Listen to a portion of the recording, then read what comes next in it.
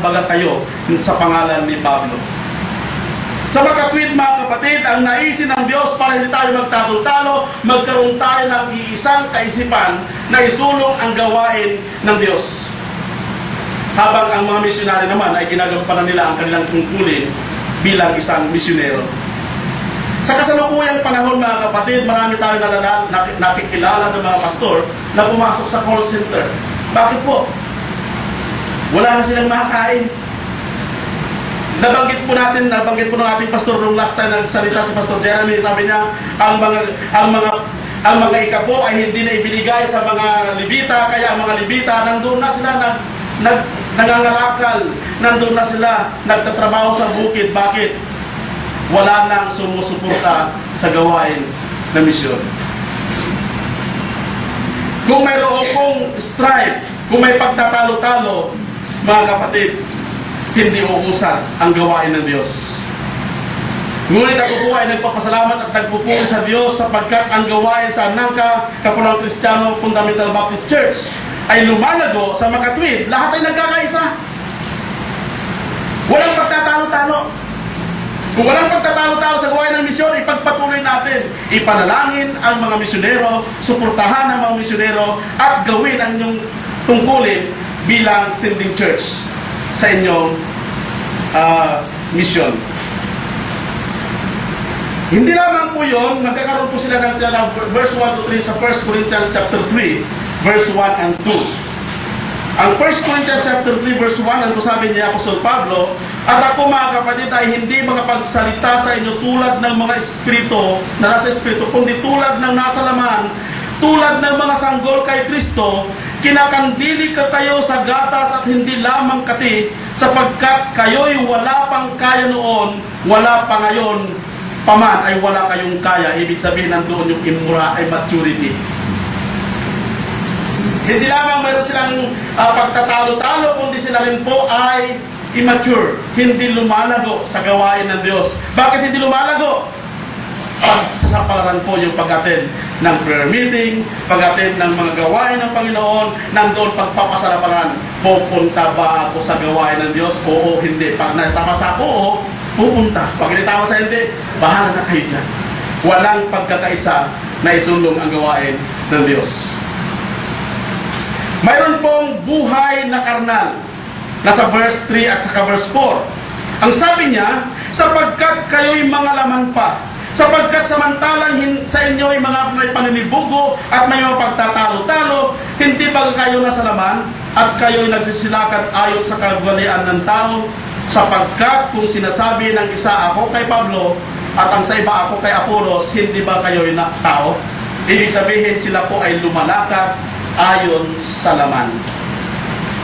They are walking according to the flesh. Hindi sila lumalakad ayon sa Spirit. Kung hindi tayo lalakad ayon sa Espiritu, hindi tayo lumalakad ayon sa kalooban ng Diyos, sa makatwid, ang kabaligtaran nito ayon sa pansariling kaalaman, ayon sa laman, ayon sa pansariling kaunawaan. And then, mayroon pong mungkahi sa Apostol Pablo sa Galatians chapter 15, kung ganun po ang kanilang kalagayan. Ang sabi niya sa Galatians chapter 5 verse 15, kung kayo'y mag-aalitan, huwag mag-uusan ng lahi. Galatians chapter 5 verse 15.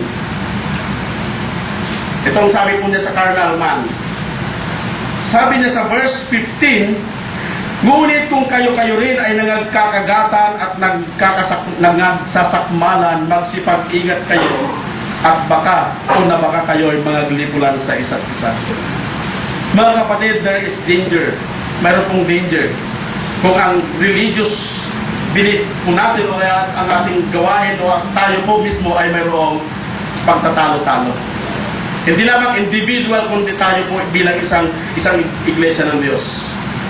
Where religious strife exists, the temple of God is being destroyed. Yan po yung katotohanan. Kung mayroon pong pagtalo-talo sa loob natin, hindi natin magagampanan ang gawain ng Diyos. Kami rin na mga pastors, Kung kami mismo sa aming sarili mismo ay may pagtatalo-talo, may pag-agam-agam, paano namin gagawin ang gawain ng Diyos? Kung kami mismo ay mayroong pagtatalo sa aming loob. Sabihin ng misis, huwag ka muna mag-Bible study, dalhin mo muna ito. Halimbawa. So meron ng conflict. Kung kami po ay natalo sa conflict na yan, maging peligroso na ang kalalagayan ng church.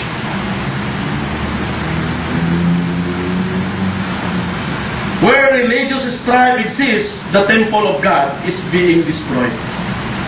Huwag nating payagan, mga kapatid. Sapagkat kung titingnan po natin ang ating pananampalataya nung nabuhay na mag-uli si Kristo sa mga patay, we have victory. Ngunit sometimes because of yung tinatawag nating needy o pangangailangan, sometimes nandun yung pagtatalo-talo sa ating kaloob-looban.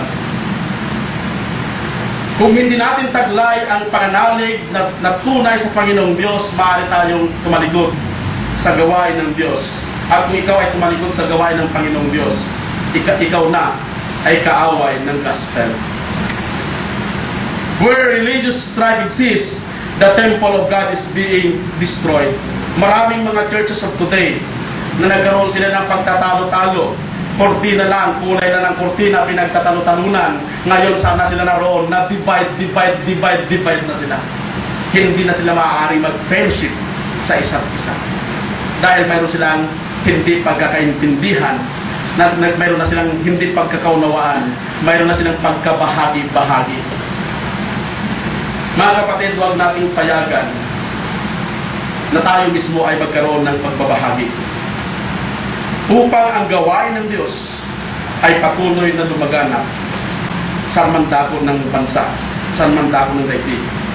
Kung tayo mismo, yung ating mismong sarili ay may pagtatalo-talo, paano mo magagampanan ang iyong tungkulin bilang isang nananampalataya? So number 1, true religious strife. Number 2, hindi lang, how might one destroy the temple of God? Number 2, through destructive doctrine. Sa pamamagitan po ng nakakasirang aral. Sa 2 Peter chapter 2 verse 1, mayroon pong paalala, mayroon pong warning si Apostol Pedro sa mga mananampalataya sa kanyang kapanahunan.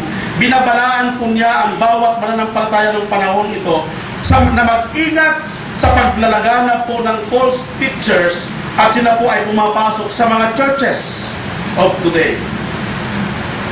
Chapter 2 ng 2 Peter verse 1. Chapter 2 ng 2 Peter verse 1. Ang sabi niya po dyan sa verse 1, ngunit may magsilitaw din naman sa bayan na mga bulaang propeta na gaya naman sa inyo magkaroon ng mga bulaang guro at magpapasok ng lihim sa mga makakapahamak ng mga bidwang pananampalataya na itinatatwa pati ang Panginoon na bumili sa kanila at nagtataglay sa kanilang sarili ng madali ang pagkapahamak.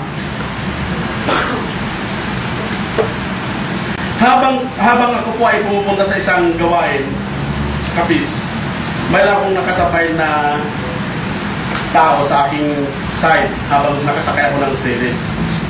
Then nung nalaman niya na ako ay pastor, sabi niya, pastor ka pala? Oo.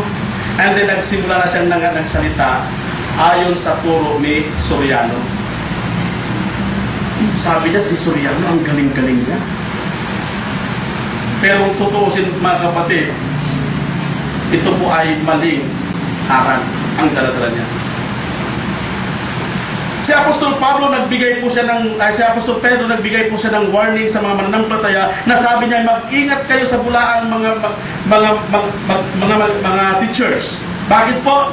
Ang kanilang aral, ay sabi niya sa verse 1, ang kanilang aral, ang kanilang turo, ang sabi diyan, papasok ng lihim ng mga nakapapahamak, pati ang mga hidwang pananampalataya ay itinatatwa, pati ang Panginoon na bumili sa Kanya.